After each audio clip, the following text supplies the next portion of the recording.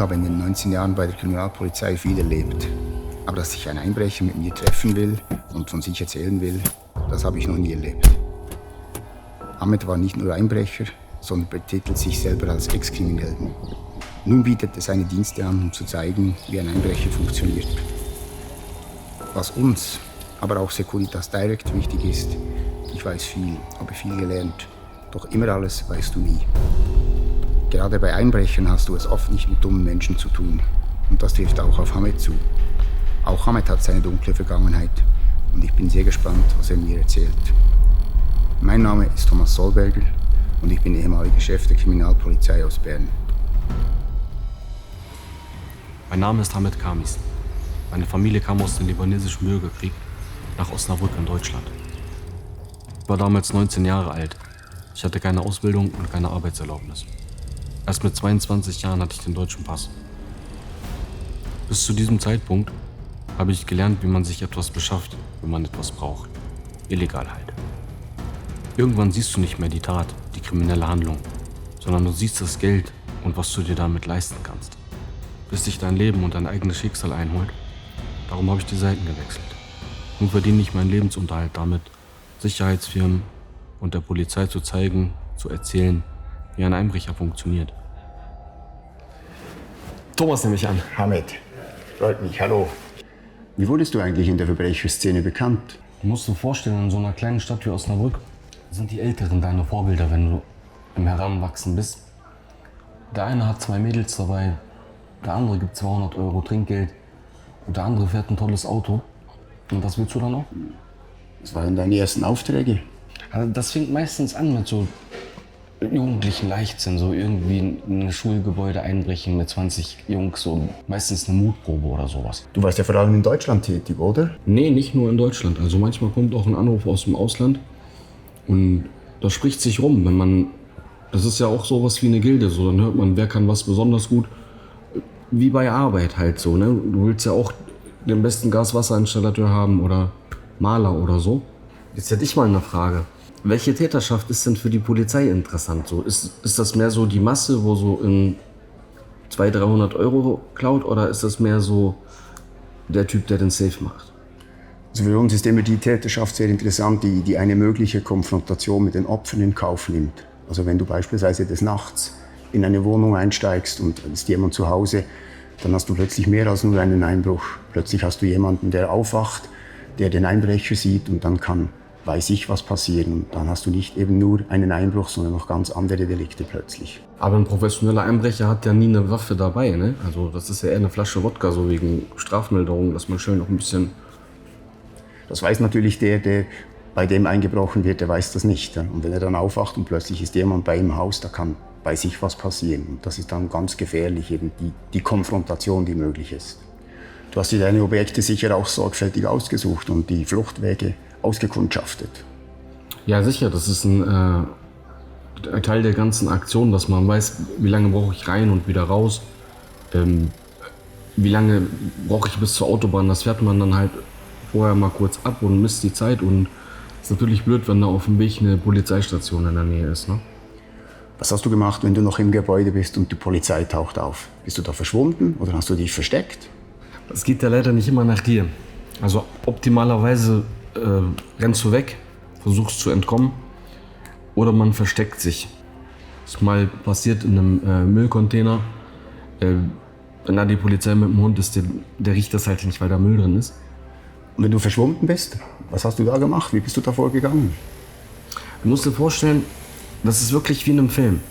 Du sitzt im Auto und du siehst ja im Rückspiegel die Polizei hinter dir, und wenn du dann abbiegst und noch ein bisschen Zeit hast, auszusteigen und wieder zu einem Zivilisten zu werden, sprich, du setzt eine Mütze auf oder du machst deine Sturmhaube hoch, setzt dir eine Brille auf oder drehst deine Jacke um, dass man einfach was ganz anderes sieht, als was man vorher gesehen hat als Einbrecher.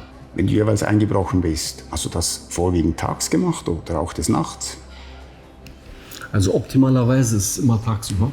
Ja, du gehst einfach daran, als wenn das dir gehört, so, oder als wenn du dahin gehörst. Du gehst vorher hin, schmeißt einen Ziegelstein durch die Scheibe und wartest ein bisschen.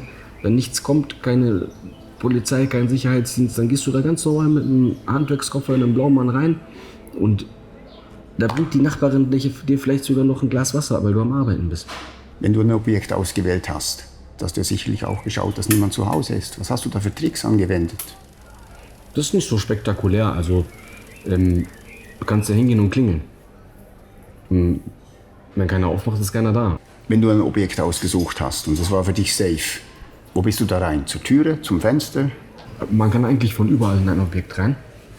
Da muss ich gerade an einen Fall denken, wo ein Safe in einem Dachgeschoss war. Und da kannte ich so einen Dachdecker, der war für sowas zu überreden.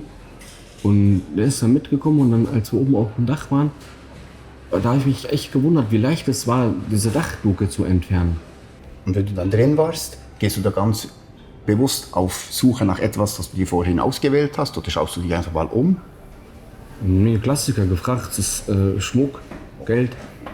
Wenn du zurückblickst, kannst du da sagen, wo du die Beute meist gefunden hast? Gibt es also Klassiker? Das ist erschreckend, also meistens liegt es tatsächlich im Schlafzimmerschrank. Wenn dir Schmuck oder Geld gestohlen wurde, das ist ja noch das eine, aber es können ja auch ganz andere Dinge gestohlen werden. Oft waren das so Sachen vom Computer, eine Festplatte oder ein USB-Stick oder so Sachen halt, die andere brauchen, um jemand anderen zu erpressen. Wenn du bei einem Objekt eine Überwachungskamera festgestellt hast oder einen Kleber, wo drauf stand, das Haus ist videoüberwacht, was hast du da gemacht?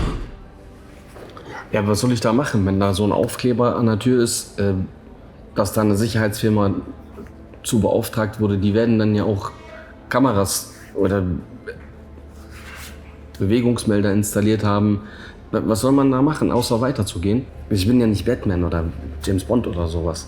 Diese Sicherheitssysteme, hast du dich damit ausgekannt? Gewusst, wie man die ausschaltet? Oder hast du dich darüber informiert? Ja, selbstverständlich. Das ist ja auch ein Teil deiner Arbeit.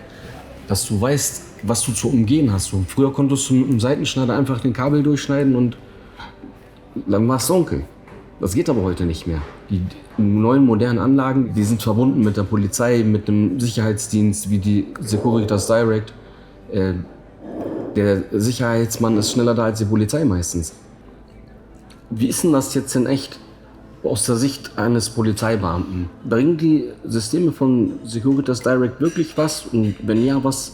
Ja, die Systeme bringen sehr viel. Der Alarm geht eben direkt zu Securitas Direct und direkt vor Ort und da reagiert jemand und man erhöht die Sicherheit mit diesen Systemen natürlich sehr stark. Wie funktioniert die Zusammenarbeit zwischen Securitas Direct und der Polizei? Die funktioniert sehr gut. Es ist ja so, dass die Polizei auch nicht alles abdecken kann. Und Securitas Direct deckt eben vor allem auch das Präventionselement ab mit einer Überwachungsanlage, mit einer Sicherheitsanlage. Die Polizei macht dann die Anhaltung, wenn es soweit kommt. Und Securitas Direct ist eben vor allem im Präventionsbereich tätig, um zu verhindern, dass es überhaupt zu Einbrüchen kommt. Welche Vorsichtsmaßnahmen kann man denn machen, um vorzubeugen? Es gibt eigentlich ganz einfache Maßnahmen, die man treffen kann. Und darum ist auch die Prävention so wichtig. Also beispielsweise in einer Parterrewohnung Kippfenster schräg zu stellen, das ist keine gute Idee. Die kann man ganz einfach öffnen und ein Profi macht das, ohne einen Schaden zu hinterlassen. Oder wenn man Einkäufe macht und die dann den Nachbarn an die Türe hängt, das ist auch nicht gut. Dann sieht man von Weitem, ja, da ist niemand zu Hause, darum hängt der Einkauf an der Tür. Ahmed, du hast ja jetzt die Seiten gewechselt. Wieso bist du nicht mehr als Einbrecher tätig? Also einer der Hauptgründe, warum ich ausgestiegen bin, ist, dass bei mir eingebrochen wurde. 2-mal sogar. 2-mal. Und dann erfährt man das an eigener Haut. Das fühlt sich echt unangenehm an. Wenn jemand da war, man kriegt so ein Gefühl von Unsicherheit, dass manche ziehen sogar aus ihren Wohnungen aus dann, wenn so etwas passiert. Und dann kriegst du so das Gefühl, irgendwas wieder gut zu machen. Und deswegen gehe ich an Schulen, an Universitäten, in Gefängnissen halt so Präventionsvorträge und Entschuldigung. Kein Problem. Ganz kurz. Ja, kein Ja, bitte? Problem. Ja. Gut. Du, Thomas, war sehr nett mit dir. Ich muss leider los. Hoffe, kein neuer Auftrag. Nein, lass dich. Danke in der Vergangenheit und ja, ich wünsche dir noch einen schönen Tag. Ich dir auch. Tschüss. Ciao, Hamid. Irgendwie ist es auch ein bisschen komisch. Er bekommt das Telefon und muss gerade gehen.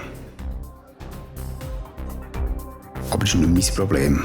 Darum kümmern sich jetzt meine Kolleginnen und Kollegen.